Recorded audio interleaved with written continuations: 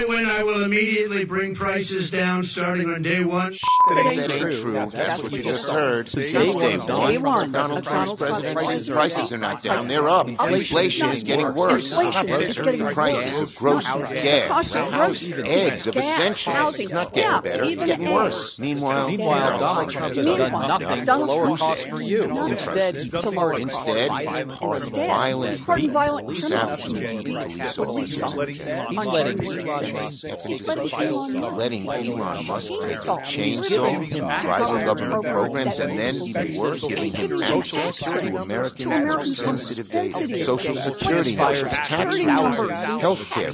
He's fired thousands of essential workers, people who help our veterans get their benefits, people fighting Ebola in Africa so it doesn't come here, frozen funding for vital programs that so many American families need, cancer research, education, payments to family farmers, and so much more. Why are they doing this? Trump, Musk, Doge are taking these vital services away from you for one reason only, so they can give tax breaks to their billionaires club. Their plan is awful, simply awful. Billionaires win, families lose. Well, and that is the truth. And that is the truth. And that is the truth.